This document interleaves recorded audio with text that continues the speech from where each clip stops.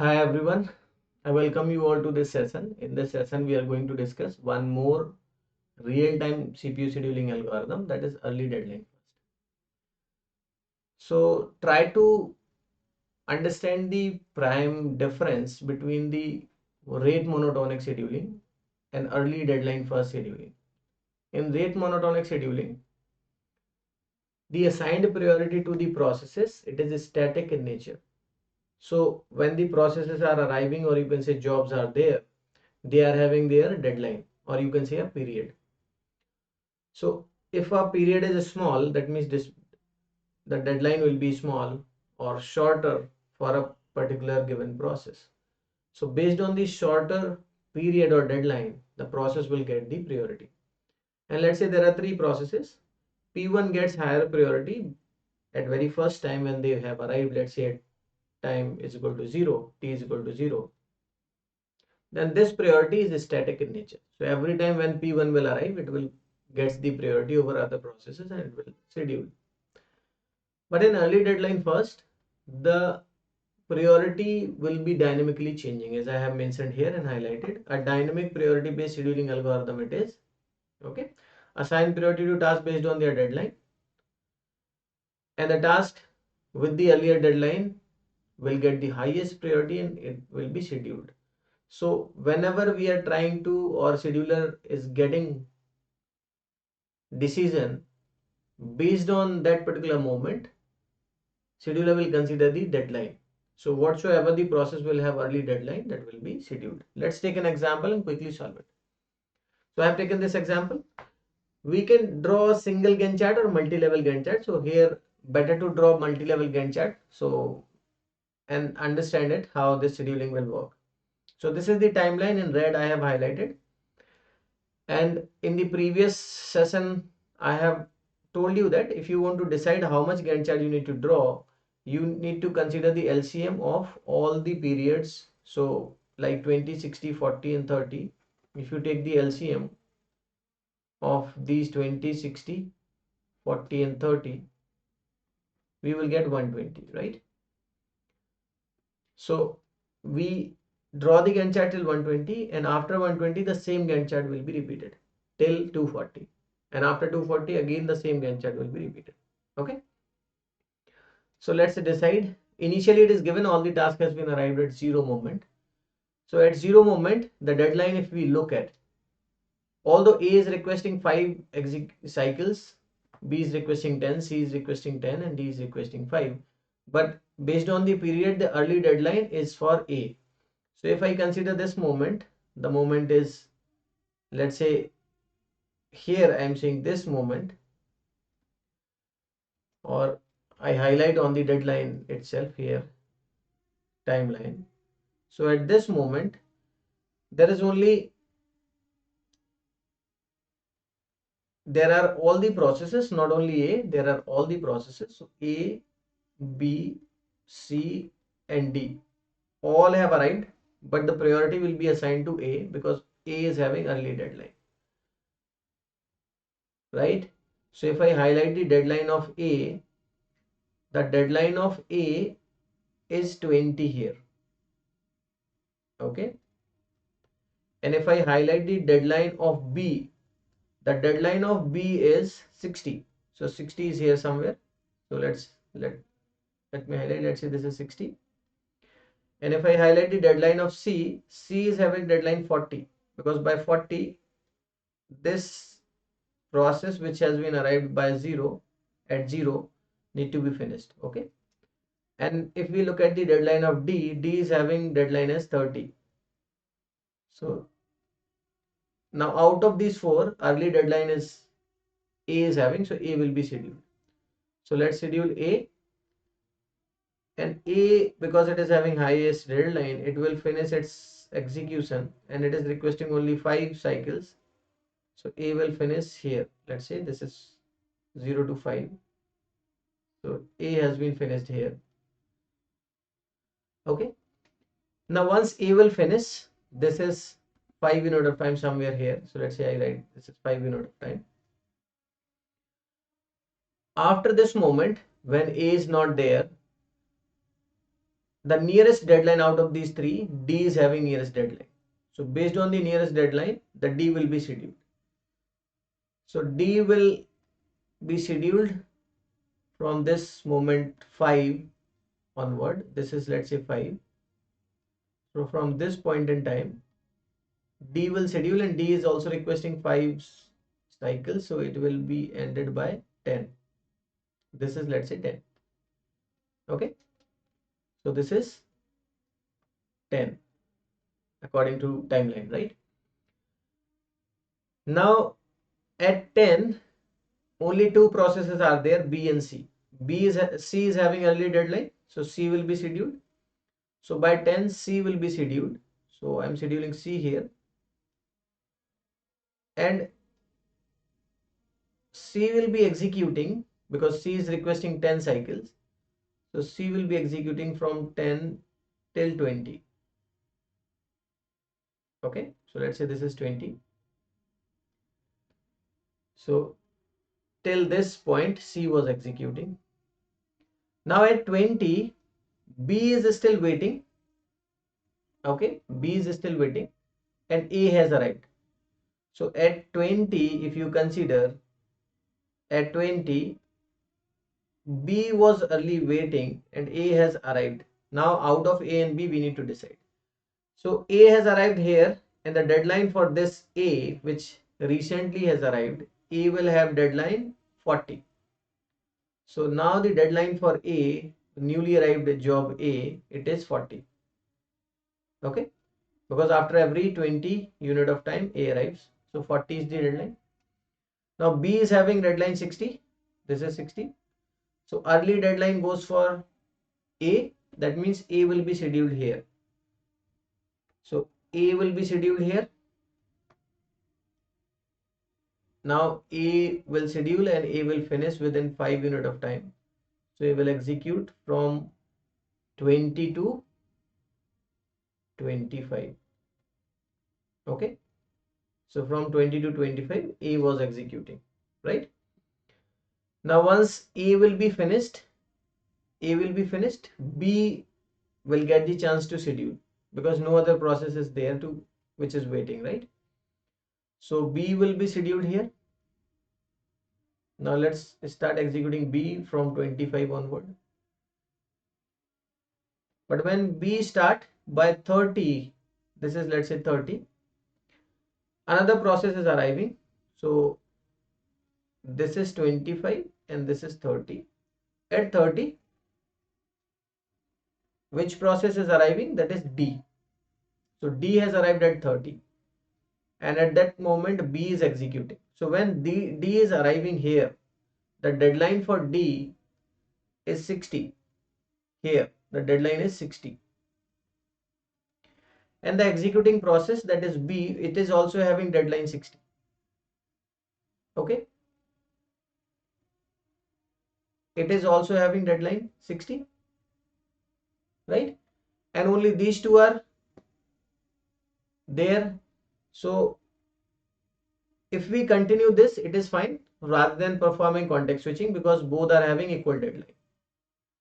Okay, so we continue with B only. So B will continue till next 5 cycle more it will consume, and it will finish by 35. Okay, and 35 onward we can schedule process D. So 35 onward process D will be scheduled. So let's say this is 35 here.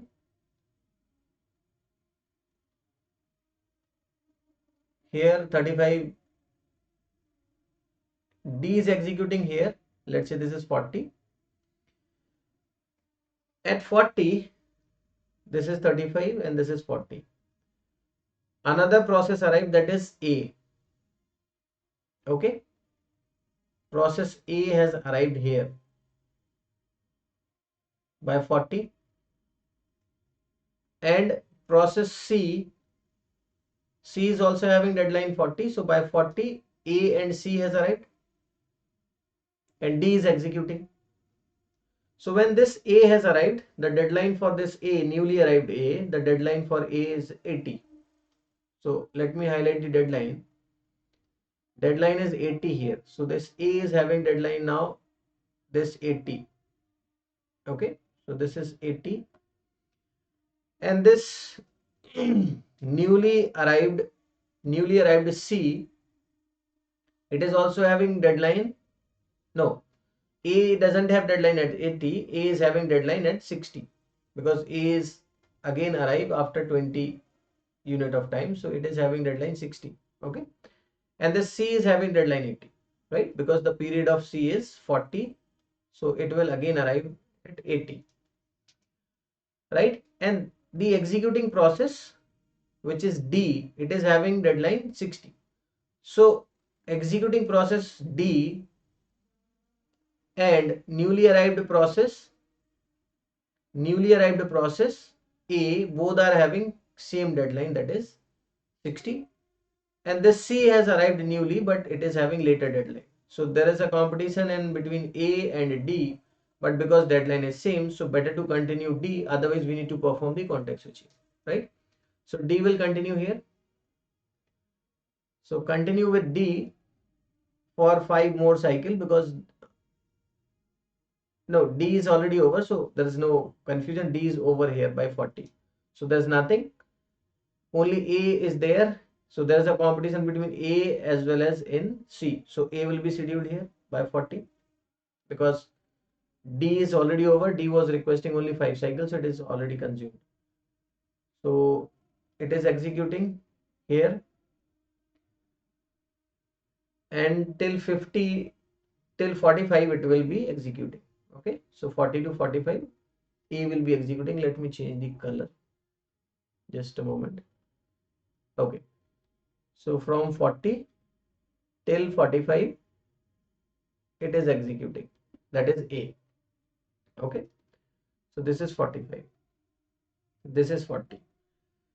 Now by 45, because this process is also waiting, that is C. So C will be scheduled. Okay, so now 45 onward, process C will be scheduled because C is waiting. So we can schedule C here by moment 45. This is, let's say, 45. Here onward C will be scheduled, and C is consuming 10 cycles. In between, no other process is arriving. So if no other process is arriving, C will consume total 10 cycles. So let's say this is 55. So from 45 to 55, 45 to 55, C was executing. Okay. Now for 55 onward, there is no process arrived. Okay. So 55 to 60, there is no process to be scheduled, and this will be idle time for the CPU. Now at 60, there are multiple processes are arriving. So A is arriving at 60, and because D is having 30 periods, so D will also arrive, and B is having 60 periods, so B will also arrive. So at 60, A, B and D will be arrived, right? Out of A, B, D, if you look at the deadline now, so because A has arrived here at 60, A will be having deadline by 80. Okay, so the deadline of A will be by 80. Let's say 80 is this, and the deadline of B, which is arrived by 60, the B will have deadline by 120. So B is having deadline here, and D has also arrived at 60. So D will be having deadline by 90 because the period of D is 30. So out of this 80, 90 and 120, 80 gets the priority. So A will be scheduled here from 60 onward. A will consume 5 cycles. So from 60 to 65, A will be executing, right? So this is 60 and this is, let's say, 65. Now from now onward, 65 onward, because B is having deadline by 120, your process D will be scheduled. Okay. So process D will be scheduled by this 65 onward. So this is 65, let's say, and D has been scheduled. So D is requesting 5 cycle only. It will consume only 5, and by 70, let's say this is 70, 65 to 70 it will be ended. So this is, let's say, 65 and this is 70. Okay. Now D has been terminated by 70. Only one process is left, that is B. Okay. So B will be scheduled by 70. B will be scheduled by 70, right? So schedule B. So I'm scheduling, let's say this is 70. So B I'm scheduling here somewhere. And B is requesting 10 cycles. So 70 to 80. 70 to 80 we can schedule. So this is 70 and let's say this is 80. So in this duration, your process B will execute. This is, let's say, 70 and this is 80. Okay. Now by 80, A will be arriving. So 80, if you write here, the processes those are arriving, that is A and C. Okay. So A and C has arrived. Out of A and C, A is having early deadline. So A will be scheduled. So by 80, A will be scheduled. So we execute A here. I hope now the process is clear. So A will execute and A will consume 5 cycles. So from 80 to 85, A will be executing. This is, let's say, 85. So this is 80 and this is 85. Now 85 onward, your process C will be scheduled. So 85 onward, your process C will be scheduled. So this is 85 here. 85 to 90, there is no problem. C is scheduled here. This is, let's say, 90. But at 90, one more process has arrived. D will again arrive. Okay. So when D is arriving here, and C is already executing. Now let's check. This executing C is having deadline because this C was arrived at 80 and having deadline by 120. Okay. And this newly arrived D, it is arrived by 90. It is having period 30. So it is also having deadline 120. So both are having deadline 120 only. So D is also having deadline 120. Okay. And the process C which we are executing, it is also having deadline 120. So if both are having same deadline, the C process will continue, because if you switch control from C to D, there will be context switching required. So we unnecessarily we will not do the context switching. We will execute this for 5 more cycle. So this process C will be executing from 85. So from 85 to 95. Okay. Now 95 onward, D will be scheduled. So you schedule D here, right? So this is D, and D consume only 5 cycles, so it will be ended by 100. At 100, A will again arrive. Okay. So A will again arrive and there is no other process. So by 100, A will be scheduled. Okay. So A will be scheduled here. So by 100, let's say this is 100, I am assuming. Here A will consume 5 cycles, so 100 to 105 the A is executing. This is 100 and this is 105. Okay, now by 105 no process is arriving. Okay, so next time A will arrive by 120, B will arrive because B is having period of 60, so it will again arrive at 120. C is having period 40, so it will again arrive by 120. D is having period 30, so it will again arrive by 120. So that means this is the Gantt chart. For remaining duration till 120, the CPU will become idle. Okay. So I hope this CPU scheduling, which is early deadline first, is clear to you. I'm closing this session. See you in the next class. Thank you, everyone.